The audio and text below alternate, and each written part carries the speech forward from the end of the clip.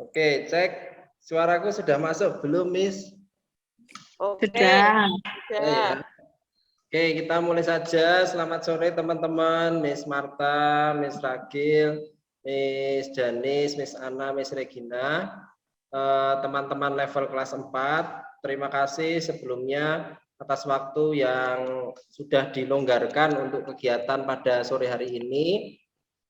Jadi pada kesempatan sore hari ini saya mau menyampaikan terkait komunitas praktisi, terkait tugas ataupun kegiatan, salah satu kegiatan dari calon guru penggerak. Jadi komunitas praktisi ini sebenarnya tidak hanya saya, namun seharusnya di dalam suatu sekolah itu juga ada komunitas-komunitas praktisi yang tentunya nanti kita dari komunitas praktisi itu bisa belajar sesuatu secara khusus. Sebenarnya kalau Miss Ragil juga sudah mempunyai komunitas praktisi, yaitu misalnya komunitas KKG olahraga, ada ya Bu ya? Seharusnya ada toh Miss Ragil? Ada Mr. Pur, kita juga aktif kok di KKG. Itu sebenarnya juga sudah merupakan komunitas praktisi. Di dalam sekolah kita sebenarnya juga sudah ada komunitas-komunitas, misalnya ya grup WA, misalnya PPDB atau Sarpras, itu sebenarnya juga sudah merupakan komunitas karena ada penggeraknya di dalam komunitas itu. Tetapi kan itu dalam bentuk suatu kegiatan, bukan untuk pengembangan pengembangan materi ataupun pengembangan pendidikan di sekolah. Nah, pada kesempatan kali ini nanti saya akan menyampaikan terkait tentang budaya positif yang seharusnya kita sebagai guru di kelas itu kudu ngopo ya. Jadi apa yang seharusnya kita bisa lakukan dan kita bisa laksanakan ketika menjadi guru dalam suatu kelas-kelas kita. Nah, budaya positif ini salah satu materi di modul 1.4 dalam program calon guru penggerak. Mungkin kalau nanti teman-teman mendaftar dan terdaftar atau mungkin tinggal nunggu giliran nanti itu juga akan mempelajari ini. Jadi secara umum ada beberapa modul, ada 3 modul dan ini baru masuk modul 1. Nah, tugas dari 1.4 ini adalah budaya positif, yaitu nanti saya akan menyampaikan terkait apa itu budaya positif. Namun sebelumnya saya akan mengawali kegiatan dengan menyampaikan dulu terkait apa sih itu guru penggerak. Mungkin apa itu guru penggerak dan mengapa itu dilaksanakan dan digaungkan oleh Kementerian Pendidikan, Kemendikbud di waktu-waktu sekarang ini, karena memang sangat gencar Kemendikbud baru menggalakkan tentang guru. Untuk PowerPoint saya, teman-teman. Loading, Mr. Nah, sudah muncul. Ya, sebentar saya slideshow dulu. Namanya sinyal kurang bagus, bisa off kamera ya, nggak apa-apa. Sekarang udah oke ya, udah muncul ya. Oke. Terima kasih. Jadi guru penggerak ini saya tergabung dalam calon guru penggerak angkatan 3 teman-teman. Jadi sampai sekarang ini sudah sampai angkatan 5 baru pendaftaran kemarin.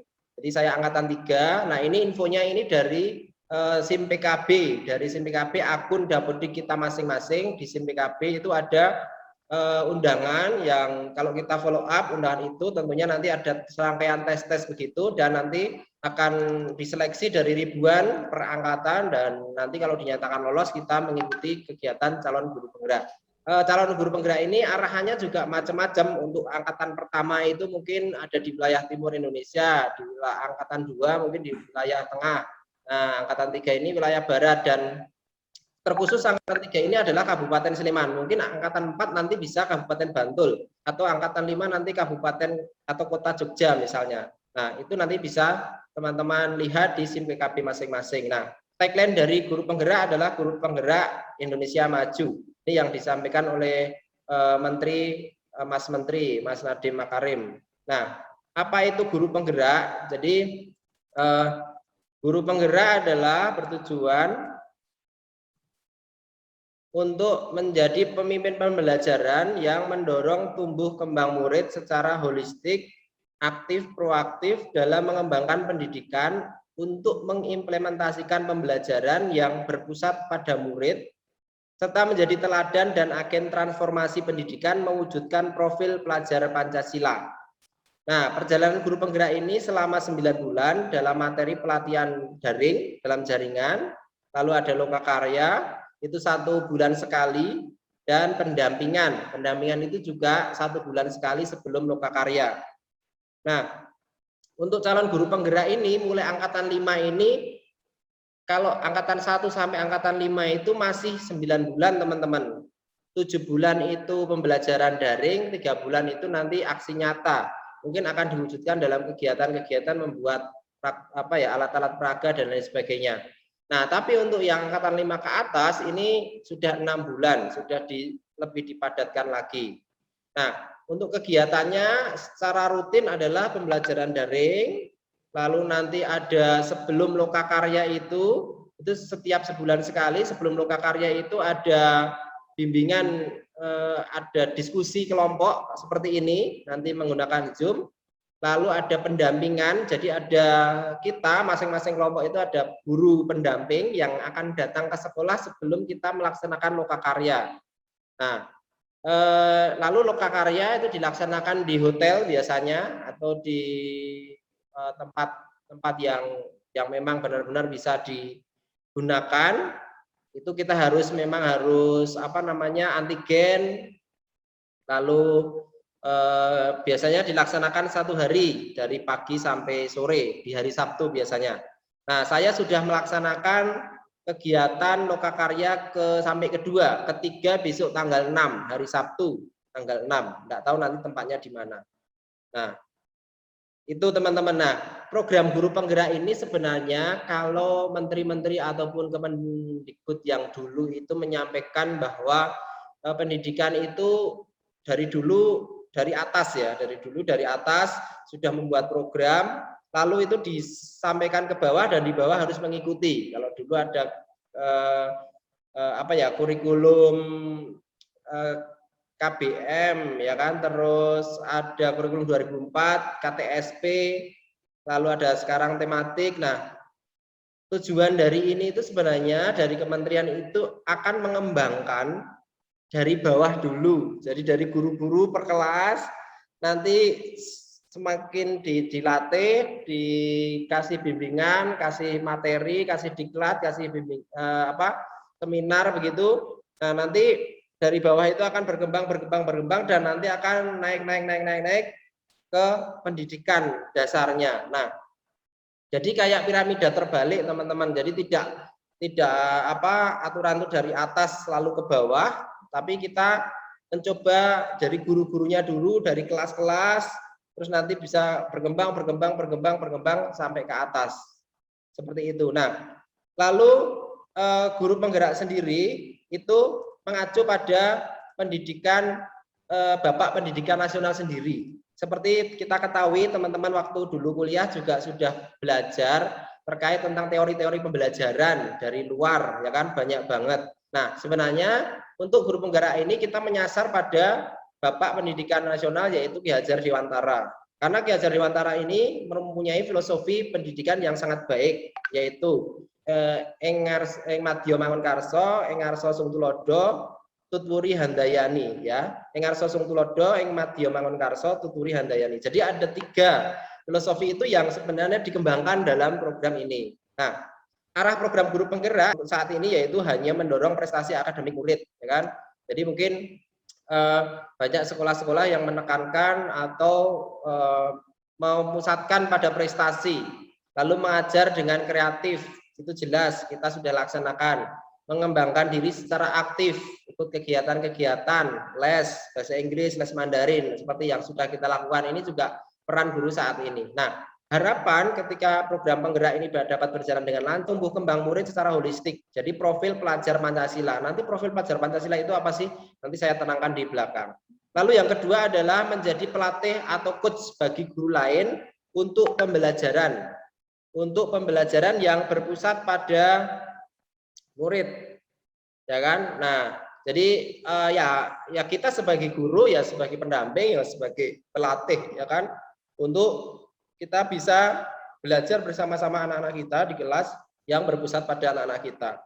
Lalu berikutnya adalah menjadi teladan dan agen transformasi bagi ekosistem pendidikan. Nah, ini yang saya sampaikan tadi, jadi piramida terbalik, artinya pendidikan itu kita dilatih dari bawah, dari sekolah-sekolah, dari kelas-kelas, nanti berkembang. Ya, pelajar Indonesia merupakan pelajar sepanjang hayat yang memiliki kompetensi global dan berperilaku sesuai dengan nilai-nilai Pancasila. Ini sebenarnya sama dengan visi misi kita, teman-teman, visi misi Sekolah Budi Utama. Jadi sebenarnya saya juga dalam mengikuti kegiatan guru penggerak ini sudah sangat terbantu, karena visi dari Sekolah Budi Utama kan juga berpikir global gitu kan, tetapi juga tetap harus berperilaku sesuai dengan. Nah, visi guru penggerak mewujudkan capaian merdeka belajar, yaitu profil pelajar Pancasila. Yaitu apa? Profil pelajar Pancasila ada, yang pertama adalah mandiri, yang kedua adalah beriman, bertakwa, berakhlak mulia, yang ketiga adalah kreatif, yang keempat global, dan keenam adalah bernalar kritis. Keenam ini yang difokuskan untuk pembelajaran guru penggerak ini, calon guru penggerak ini, untuk mewujudkan profil pelajar Pancasila. Nah, itu sekelumit tentang calon guru penggerak. Sebenarnya masih banyak, tetapi saya harapkan dengan ini tadi teman-teman juga ada gambaran, oh ternyata guru penggerak ini belajarnya 9 bulan, lalu sebelumnya mengikuti aneka tes dan lain sebagainya, nanti mempelajari modul-modul seperti itu. Ya, nah untuk kali ini yang saya mau sampaikan adalah terkait budaya positif. Nah, budaya positif itu budaya yang bagaimana? Nah, jadi kita sebagai guru tentunya mempunyai kelas di dalam kelas masing-masing. Ya kan, ada kelas 4, kelas 5, kelas 6. Nah, kita seyogianya sebagai guru itu harus menyampaikan atau bisa melaksanakan budaya positif ini di kelas. Salah satu contoh budaya positif ya tentunya kita sudah menggunakan nilai-nilai kebudiutamaan yang sudah sering kita laksanakan, yaitu tentang sopan, santun, tekun, jujur, dan disiplin. Itu juga sudah merupakan budaya positif yang ada di sekolah. Itu sudah sangat bagus. Lalu ada budaya senyum sapa salam, itu juga sudah sangat bagus. Lalu ada ketika kita masa pandemi ini, kita juga sudah melaksanakan 5M, tidak hanya 3M tetapi 5M. Itu juga sudah terlaksana dengan bagus. Nah, untuk itu kita ke depan itu juga bisa melaksanakan hal itu dengan lebih baik lagi. Nah, selain hal-hal yang sudah kita laksanakan itu, kira-kira dalam kelas itu atau dalam menghadapi murid itu kita harus melaksanakan apa sih sebagai guru? Nah, kita akan melihat, sebenarnya sore ini sesi sharing aja sih dari materi, salah satu materi di modul 1.4. Nah, pertama adalah perubahan paradigma belajar. Jadi sebagai guru atau kita menghadapi siswa itu harus, ini menurut Dr. William Glasser dalam teori kontrol teori. Nah, ada 4 yang menjadi poin pokok. Yang pertama adalah ilusi guru mengontrol murid. Nah, pada dasarnya kita tidak dapat memaksa murid untuk berbuat sesuatu jikalau murid tersebut memilih untuk tidak melakukannya. Terkadang kita mengalami di dalam kelas bahwa anak itu tidak mau melaksanakan, ya kan? Tetapi kadang kita, kamu harus mengerjakan ini. Mungkin mereka lagi malas dan lain sebagainya. Nah, jadi hal-hal ini harus kita perhatikan, bahwa ilusi guru mengontrol murid, bahwa kita seakan-akan mendikte begitu ya. Lalu yang kedua adalah ilusi bahwa orang dewasa memiliki hak untuk memaksa. Nah, ini juga harus, paradigma ini juga harus dirubah, bahwa orang dewasa akan menyadari bahwa perilaku memaksa itu tidak akan efektif untuk jangka waktu panjang dan sebuah hubungan permusuhan akan terbentuk. Misalnya apa ya? Kita menyampaikan ke salah satu anak tidak boleh melakukan sesuatu, ya kan, kamu jangan bermain terus di kelas, kamu jangan menggambar terus, padahal ini nanti akan kaitan dengan materi setelahnya. Jadi di dalam kelas itu kita itu sebenarnya harus mengetahui kemampuan masing-masing anak dan minat, ya kan, minat karakteristik anak. Anak yang suka menggambar ya sebenarnya kita harus memberikan pelajaran itu dengan gambaran, dengan apa ya, supaya anak itu bisa mengerjakan dengan model gambar misalnya. Anak yang suka menggunting atau utak-atik kertas, ya kan, membuat utak-atik kertas, maka apa yang kita ajarkan itu sebenarnya kita harus membuat bagaimana tugas kita itu bisa dikerjakan dengan cara ya mereka menggunting-gunting, bagaimana mereka bisa mengerjakan tugas kita dengan cara menggunting. Tidak harus sama, ya. Pokoknya semua dikerjakan dengan video. Ini sebenarnya kurang tepat, teman-teman. Mungkin juga kita bersama masih melaksanakan seperti itu. Jadi kita kerjakan dengan video. Padahal anak itu pengen dengan gambar, ingin mengekspresikan pekerjaan itu dengan gambar. Akan lebih bagus jika menggunakan gambar misalnya. Atau akan lebih bagus jika mengekspresikan dengan bentuk, ya kan, gambar, misalnya, atau dengan video misalnya. Nah, itu kita harus menyesuaikan dengan kemampuan anak itu. Lalu berikutnya adalah ilusi bahwa semua penguatan positif efektif dan bermanfaat. Bahwa segala usaha untuk mempengaruhi murid agar mengulangi suatu perilaku tertentu adalah suatu usaha untuk mengontrol murid tersebut. Ya, jadi semua penguatan positif efektif itu bermanfaat. Jadi ketika kita berikan sugesti atau kita memberikan kepada murid kita sesuatu yang positif, jadi mereka juga sebenarnya misalnya, iya kamu bisa, semangat, kamu pasti bisa. Itu sebenarnya kita mengontrol suatu murid itu bahwa aku itu bisa, guruku menyampaikan padaku bahwa aku itu bisa mengerjakan hal ini dan lain sebagainya. Jadi penguatan positif itu terus-menerus ketika kita lakukan di dalam kelas untuk anak-anak kita itu akan sangat efektif. Nah, terakhir adalah ilusi bahwa kritis dan membuat orang bersalah dapat menguatkan karakter. Nah, apa yang dimaksud ini, teman-teman? Terkadang ketika kita menegur anak, ya kan, itu sebenarnya bukan membuat anak itu menjadi minder atau menjadi terus tertekan dan lain sebagainya. Tapi terkadang teguran yang halus, ya kan, teguran kan tidak harus dengan kata-kata kasar atau teguran tidak harus dengan membentak. Teguran dengan kata-kata halus itu akan menguatkan karakter mereka bahwa oh ya saya itu salah. Oke, saya berikutnya akan memperbaiki. Nah, hal seperti itu. Jadi karakter anak sendiri itu sebenarnya akan terbentuk, ya kan, walaupun dia mengalami suatu kesalahan, ada teguran dari guru atau dari orang lain. Nah, berikutnya adalah yang selain paradigma, merubah paradigma. Nah, kita harus menekankan pada anak di dalam kelas itu suatu disiplin positif. Nah, coba teman-teman mungkin saya tanya Miss Regina, coba Miss Regina bisa nggak ya, Miss ya? Ketika mendengar kata disiplin itu yang terbayang di benak Miss Regina apa, Miss? Halo, Mister. Halo. Ketika mendengar kata-kata disiplin itu yang terbayang itu apa? Teratur sesuai dengan jalurnya, ya. Jadi anak-anak bisa melakukan segala sesuatu sesuai dengan arahan atau hal-hal yang teratur dan hal-hal yang baik. Oke, Miss Re. Kalau Miss Marta apa? Satu lagi Miss Marta. Kata disiplin gitu terus yang terbayang apa? Tertib. Nah, oke, jadi gitu ya. Memang apa yang disampaikan Miss Regina, Miss Marta itu betul. Teratur, tertib, sesuai aturan, patuh gitu kan. Nah, kita akan membahas demikian. Memang sesuatu yang disiplin itu baik dan ya memang baik, ya kan. Tetapi sebenarnya nanti ada kaitannya dengan slide berikutnya, yaitu terkait tentang keyakinan kelas, teman-teman. Jadi kita lihat dulu yang di sini. Jadi disiplin positif itu sebenarnya tidak harus dengan memberikan hukuman. Justru adalah salah satu alternatif terakhir dan kalau perlu tidak digunakan sama sekali. Jadi mendisiplinkan anak secara positif itu tidak harus dengan identik dengan hukuman. Tapi karena kita kadang selalu mendengar disiplin itu aturan, disiplin itu tertib dan lain sebagainya, ya kadang menjadikan anak itu sebenarnya udah takut sendiri gitu loh terhadap suatu aturan itu gitu.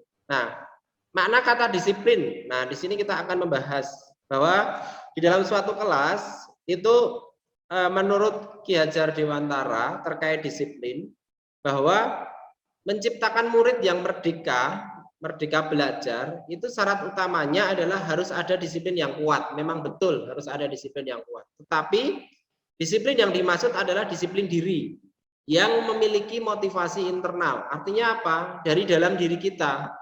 Jika tidak memiliki motivasi internal, maka kita memerlukan pihak lain untuk mendisiplinkan kita atau motivasi eksternal karena berasal dari luar. Jadi sebenarnya adanya aturan-aturan itu tidak perlu ya, asalkan karena ya disiplin itu berawal dari diri kita sendiri. Saya tidak akan terlambat, itu kan berarti saya dari rumah harus berangkat jam sekian. Saya harus bangun pagi, saya harus menyiapkan sore hari. Nah, itu sebenarnya yang kita tekankan dari ke anak-anak kita, itu seperti itu. Jadi memang harus disiplin yang dari dalam diri kita sendiri itu yang harus ditekankan lebih. Tidak, nanti kan cuma ditulis di buku keterlambatan. Paling nanti cuma disuruh nyatet. Jadi ketika anak itu tidak tidak didongkan atau tidak dimunculkan disiplin dari diri sendiri, terbiasa anak-anak seperti itu. Nah, maka diharapkan sesuai dengan Ki Hajar Dewantara, Bapak Pendidikan Nasional kita, ya terkait disiplin positif itu kita harus mendisiplinkan dari diri anak itu sendiri. Nah, disiplin dari kacamata pendidik, tujuan kita adalah menciptakan anak-anak yang memiliki disiplin diri, sehingga mereka bisa berperilaku dengan mengacu pada nilai-nilai kebajikan universal yang umum dan memiliki motivasi intrinsik, bukan ekstrinsik. Nah, tujuan kedisiplinan atau mendidik dari kacamata kita yaitu ya mengacu pada nilai-nilai kebajikan yang umum dan memiliki motivasi intrinsik. Jadi motivasi dalam diri anak itu sendiri bahwa saya harus, jadi ini dikembangkan terus bahwa saya harus mengerjakan tepat waktu, saya harus ikut Zoom, saya harus bangun pagi, itu disugesti terus, diberikan pengertian terus supaya anak itu terbiasa untuk disiplin. Jadi tidak ada kata untuk menyeleweng seperti itu. Ya, berikutnya yaitu tentang, nah ini ada kaitannya juga tentang terkait tentang disiplin positif, yaitu tentang motivasi perilaku manusia. Motivasi perilaku manusia itu ada 3 yang menjadikan dasar. Yang pertama adalah untuk menghindari ketidaknyamanan dan hukuman. Nah, untuk menghindari ketidaknyamanan dan motivasi perilakunya itu untuk menghindari hukuman atau ketidaknyamanan akan bertanya begini, apa yang akan terjadi apabila saya tidak melakukannya? Jadi ini masih terkait dengan kedisiplinan tadi sebenarnya. Jadi biasanya orang yang motivasi perilakunya untuk menghindari hukuman itu akan bertanya begitu, apa yang akan terjadi apabila saya tidak melakukan? Aku nek rang melaksanakan kena hukuman apa sih? Gitu kan? Nah, jadi ada motivasi manusia untuk menghindar. Lalu kedua adalah motivasi manusia, perilaku manusia untuk mendapatkan penghargaan. Orang yang dengan motivasi ini akan bertanya seperti ini, teman-teman. Apa yang saya akan dapatkan apabila saya melakukannya? Mister, kalau saya bisa, saya dapat apa? Nah, itu tuh sudah gimana ya? Jadi adanya harus ada apa ya penyebabnya. Jadi ketika anak itu bertanya pada kita, itu harus mendapatkan imbalan atau ya itu tadi seperti ini ya. Lalu berikutnya menjadi orang yang mereka inginkan dan menghargai diri sendiri dengan nilai yang mereka percaya. Bahwa orang dengan motivasi ini akan bertanya seperti ini, akan menjadi orang yang seperti apa bila saya melakukannya. Nah, ini motivasi perilaku manusia. Jadi ada 3 bahwa kita dalam melaksanakan suatu hal ini untuk menghindari hukuman, ya kan? Kira-kira apa yang terjadi jika saya tidak melakukan. Lalu yang kedua adalah ingin mendapatkan imbalan bahwa ketika aku melakukan aku dapat apa sih gitu. Lalu yang ketiga adalah menjadi orang yang mereka inginkan atau menghargai diri sendiri dengan nilai yang mereka percaya. Akan menjadi apa saya ketika saya melakukan ini, saya mengikuti ini saya dapat apa sih gitu. Nah, itu terkait tentang perilaku.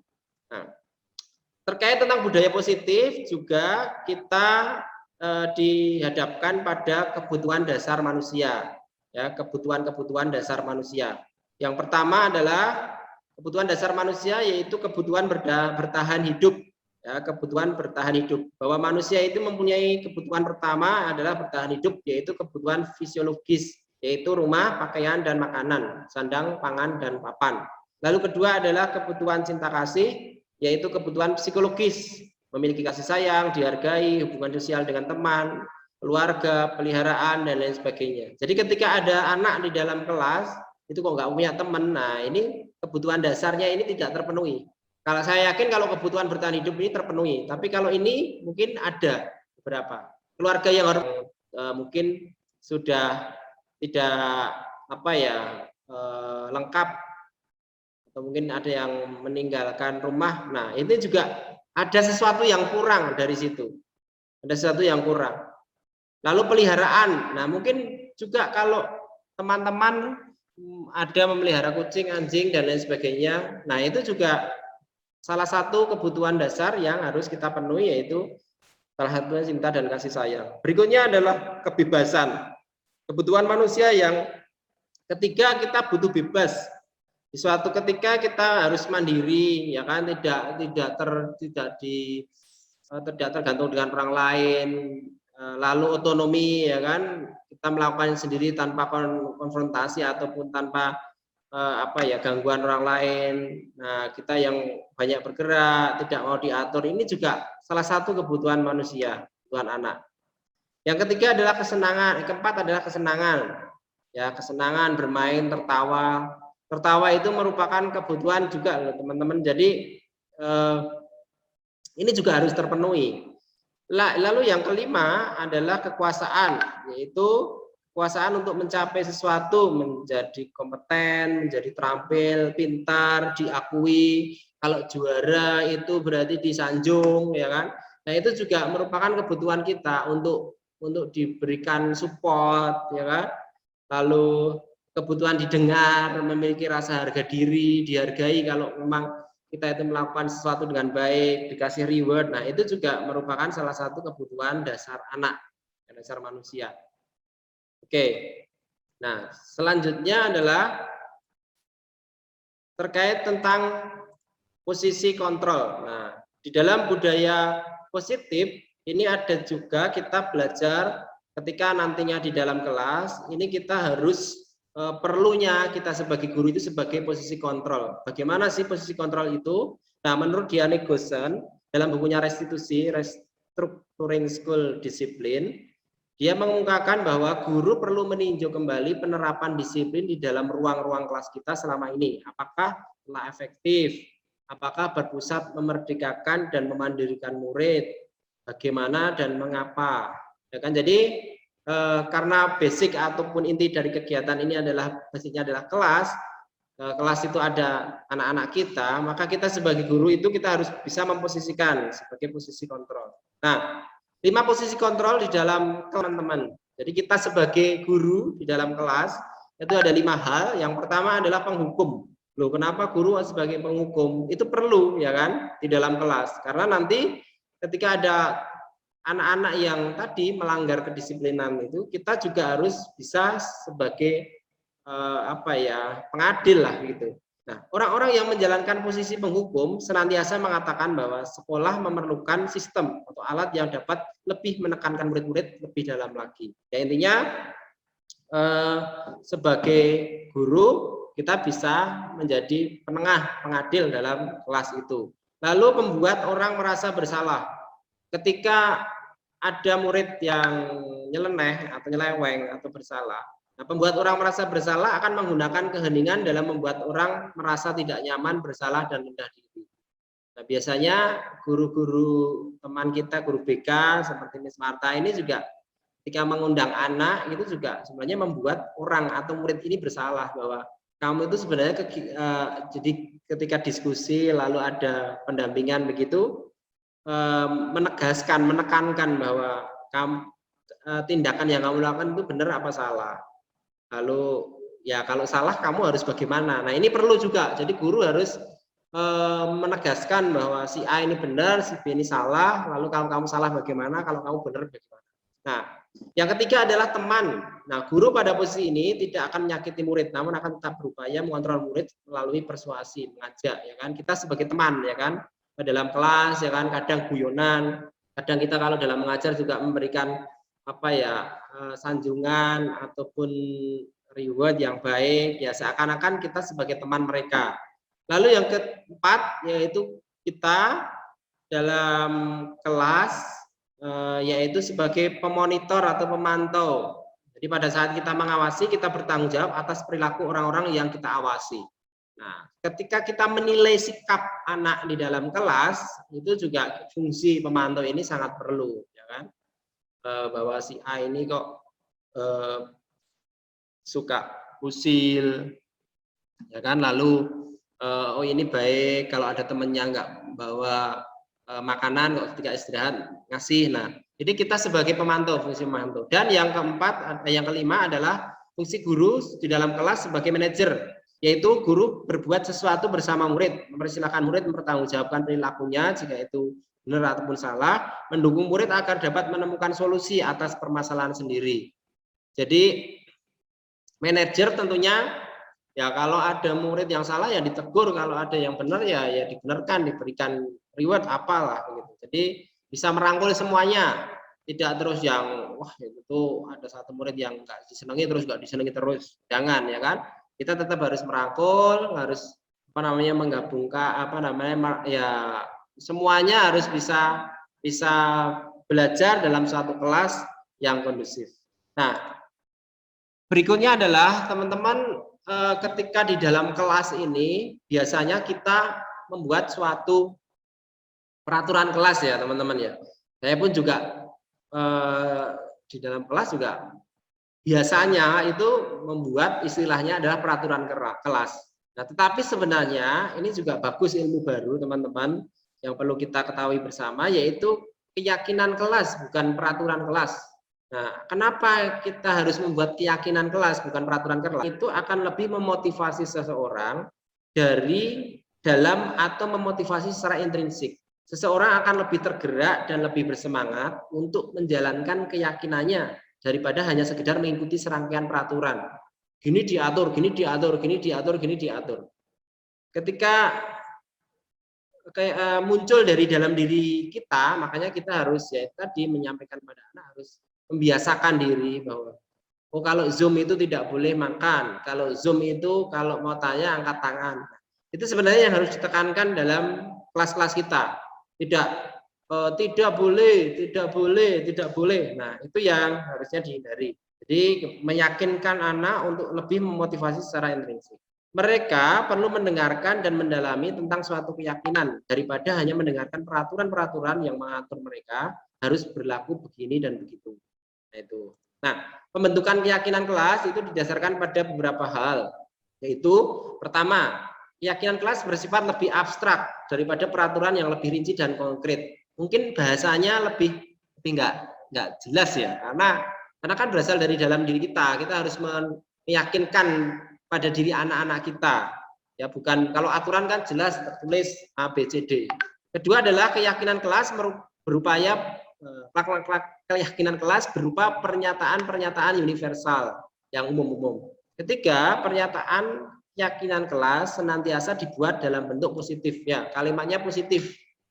Kita juga sudah sering mendengar bahwa kalau kita menyampaikan atau pada orang lain itu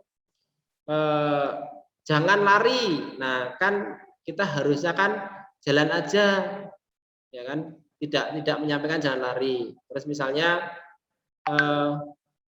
jangan makan di kelas. Nah, bisa kita ubah menjadi makanya di luar saja ya, nah, kayak gitu.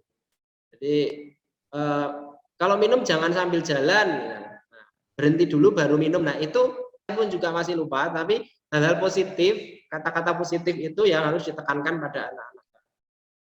Kita juga sudah sering melakukan hal itu. Keyakinan kelas hendaknya tidak terlalu banyak sehingga mudah diingat dan mudah dipahami oleh semua warga kelas.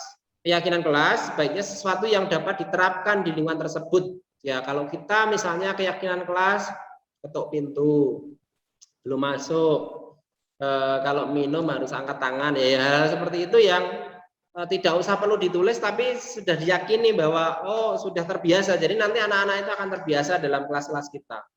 Gitu. Lalu kalau ke toilet minta izin.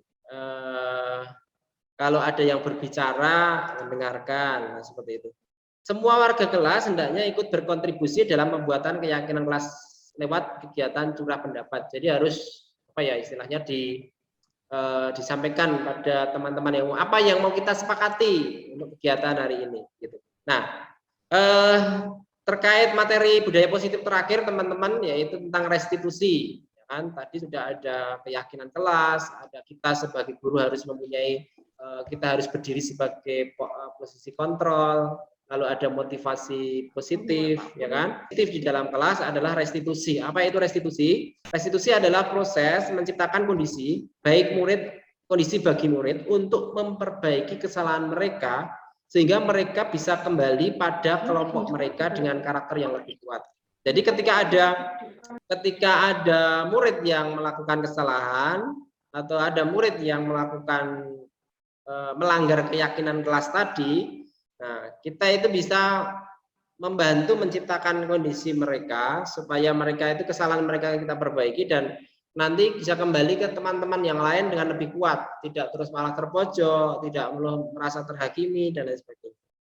Melalui kegiatan restitusi ini, ketika murid berbuat salah, guru akan menanggapi dengan cara yang memungkinkan murid untuk membuat evaluasi internal tentang apa yang dapat mereka lakukan untuk memperbaiki kesalahan mereka dan mendapatkan kembali harga dirinya. Ya, jadi tidak minder lagi tapi akan kembali. Nah, ciri-ciri restitusi teman-teman, yang pertama adalah ciri-ciri restitusi adalah bukan menebus kesalahan namun belajar dari kesalahan.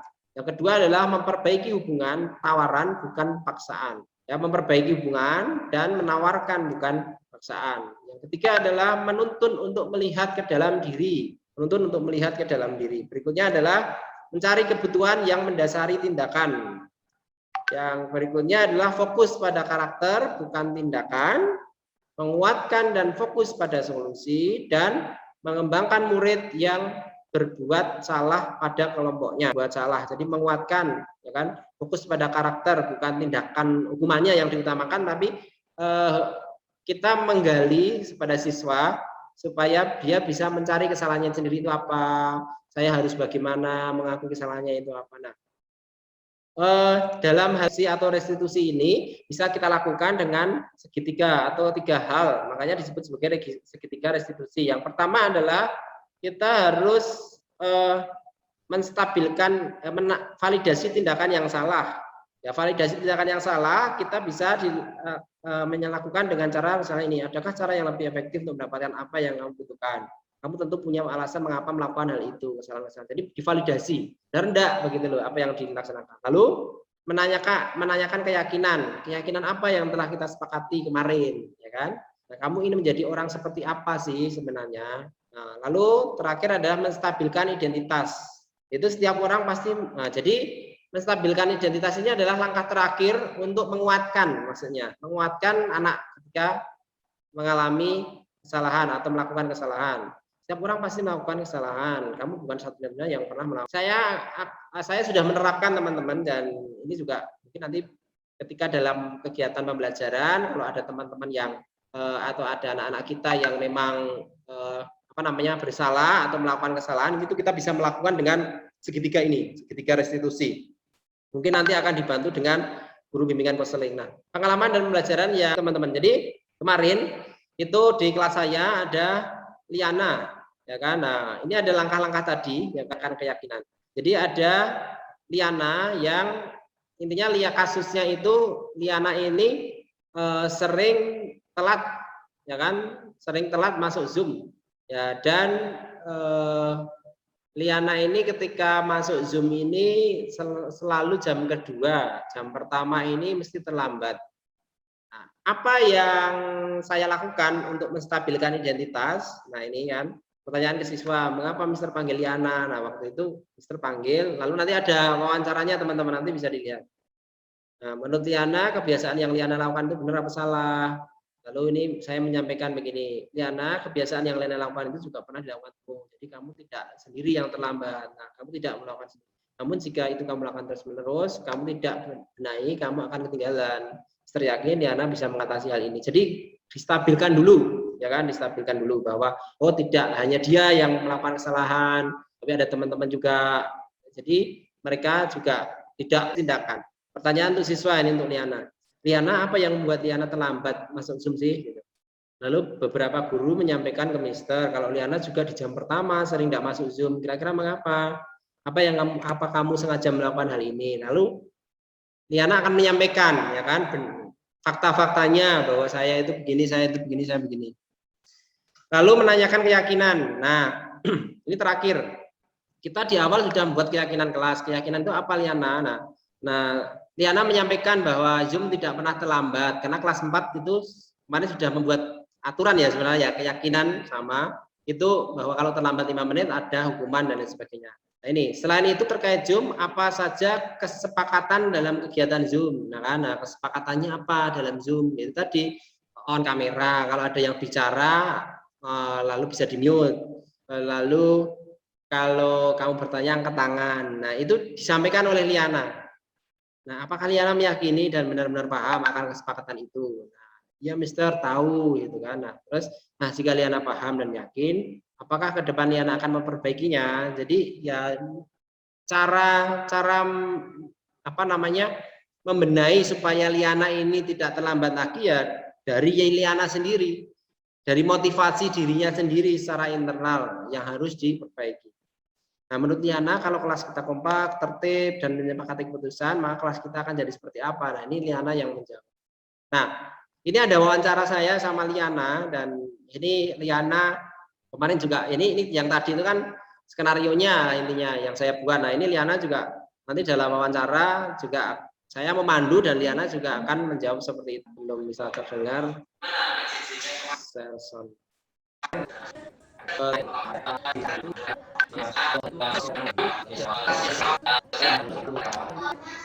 Teman-teman, jadi tiga hal ini tadi saya melaksanakan ini segitiga restitusi. Jadi nanti teman-teman bisa bisa mempraktekkan hal itu di dalam kelas untuk apa ya istilahnya menyampaikan kepada anak-anak terkait tentang permasalahan-permasalahan di kelas, dan nanti bisa ya istilahnya budaya positif itu kita bisa bangun di kelas kita masing-masing. Saya kira itu sharing dari saya teman-teman, mudah-mudahan nanti ya teman-teman bisa ada pandangan lain, lalu ada gambaran lain terkait tentang budaya positif ini, dan mungkin ada pertanyaan 1-2 pertanyaan Miss Marta atau Miss Dani sebelum saya akhiri pertemuan hari ini. Mau tanya, Mister. Nah, ya. Marta. Tadi kan di awal Mister dengar suara ya, Miss ya, Mister. Jelas nggak suara saya? Masuk, Miss. Oke. Tadi kan di awal Mister Pur menyampaikan tentang profil pelajar Pancasila ya, Mister ya. Betul, Miss. Kemudian itu kan sudah digadang-gadang, maksudnya dari Kementerian Pendidikan pun juga selalu dikumandangkan bahwa sekarang siswa kita harus punya profil pelajar Pancasila. Kebetulan saya kan kemarin mendampingi ANBK untuk kelas 5 nih, Mister. Ya. Terus ada juga nih survei karakter yang ditariknya itu dari profil pelajar Pancasila itu sendiri. Nah, Mister Pur ini kan guru kelas 4, ada waktu 1 tahun nih sebelum nanti kelas 4 yang sekarang itu yang diajar Mister Pur, tahun depan juga mengikuti ANBK. Saya mau tanya Mister, kalau selama pembelajaran di kelas 4, bagaimana Mister Pur menerapkan nilai-nilai karakter yang ada di profil pelajar Pancasila itu di dalam pembelajaran, supaya ketika mereka nanti menghadapi ANBK itu, ketika mengisi survei karakter terutama yang profil Pancasila itu bukan sekedar pengetahuan, tapi memang hal yang sudah biasa mereka alami, yang sudah biasa mereka rasakan, seperti itu. Itu sih, Mister. Terima kasih, Miss Marta. Jadi ya karena ini sebenarnya hal ini harusnya sudah kita laksanakan dari dulu ya. Jadi karena adanya ANBK ini kan terus akan-akan ini wah dadaan lah, dulu kelas 4 kelas 3 ini anak-anak tidak dipersiapkan seperti ini. Nah, ini sebenarnya juga tidak hanya tugas kita kelas 4 sih, maksudnya guru-guru kelas 4, tetapi juga semua stakeholder dari sekolah itu juga arahan ke depannya itu juga sudah seperti ini, baik kepala sekolah, baik guru, ataupun ketika siswa dalam fokus ke depannya, karena memang basic yang diarahkan dan didengungkan seperti yang Miss Marta tanyakan tadi adalah kedepannya menjadi profil pelajar Pancasila. Dan apa ya istilahnya, ini menyeluruh ya kan, ini menyeluruh. Nah untuk itu ya apa yang kita laksanakan ya, karena kebetulan juga dengan ini kan saya terus oh iya ya tergugah lah intinya gitu, Miss Marta. Jadi dengan adanya program guru penggerak ini ya memang benar, ayo kita sama-sama membimbing, mendampingi anak-anak ya, intinya menyiapkan dengan kegiatan-kegiatan yang membuat anak-anak itu mandiri, kreatif, inovatif. Jadi lebih kepada kita itu memberikan pelajaran, bukan anak-anak itu yang harus mengikuti kita, tetapi justru kita harus bisa apa ya istilahnya melihat karakteristik anak, lalu kita dalam memberikan materi itu kita menyesuaikan kepada mereka sehingga mereka belajar dengan baik, mereka belajar dengan nyaman tanpa ada paksaan, dan ini membutuhkan relasi ataupun kerjasama banyak hal atau banyak teman-teman. Itu sih Miss Marta. Jadi ya mulai sekarang apa yang saya lakukan mungkin nanti kita sama-sama kita lakukan ya, intinya bisa basicnya atau fokusnya adalah profil supaya anak ini nanti mencapai profil pelajar Pancasila ke depannya. Kayak misalnya kalau sekolah kita kan punya visi misi dan mulai nilai-nilai keberutamaan, otomatis ketika anak-anak lulus dari budi utama itu sikap santun, tekun, jujur, disiplin itu sudah mendarah daging. Nah, bagaimana kita harus menyiapkan sama sebenarnya kalau kan profil pelajar Pancasila juga sama, bahwa ketika nanti anak-anak kedepannya lulus SD, SMP, SMA itu juga akan terbentuk profil pelajar Pancasila. Ya kita menyiapkan Miss Marta, jadi dari segi kegiatan-kegiatan, dari segi apa ya sikap-sikap kita, lalu kegiatan-kegiatan yang mendukung demi anak-anak bisa lebih merdeka dalam belajar. Gitu Miss Marta. Mungkin ada pertanyaan lain? Oke, thank you Mister. Oke Miss, ada satu lagi Miss, mungkin ada terkait tentang materi atau tanya-tanya tentang guru penggerak, boleh. Miss Regina atau Miss Ana mungkin, atau Miss Danis atau Miss Ragil? Tidak ada? Saya tidak ada, Mister. Ya. Terima kasih Miss Ragil. Mungkin Miss Rara ada yang mau ditanyakan? Masih di mute, Miss. Baik, Mr. Purnomo, menarik sekali ya pemaparan dari Mr. Purnomo terkait restitusi ini. Memang untuk restitusi ini jika kita flashback apa yang sudah kita lakukan, sepertinya beberapa teman mungkin sudah melakukan ya, Mr. Untuk tahapan-tahapannya mungkin teman-teman lain ini yang belum tahu, dan tadi sudah dijelaskan oleh Mr. Purnomo. Terima kasih sekali ya Mr. karena sudah berbagi sharing tentang restitusi ini. saya menjadi semakin bertambah ilmunya. Saya hanya memberi tanggapan, Mister. Terima kasih. Ya, terima kasih Miss Rara.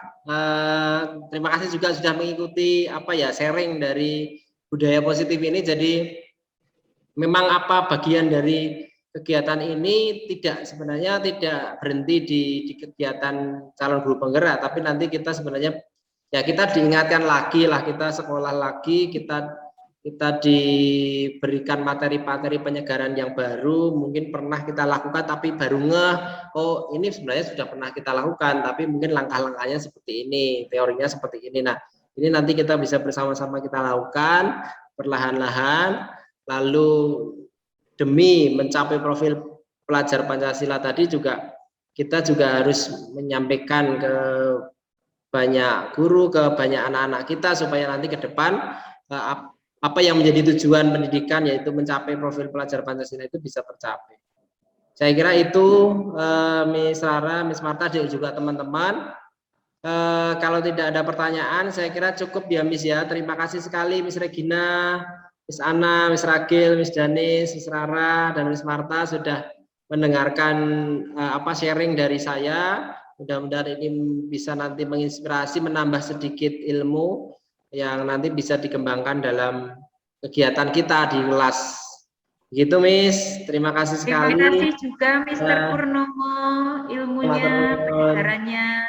Ya, terima kasih Saya Mister tutup ya, Purnomo. terima kasih. Ya, terima kasih. Beraktivitas. Terima kasih. Thank you, Mister. Ya.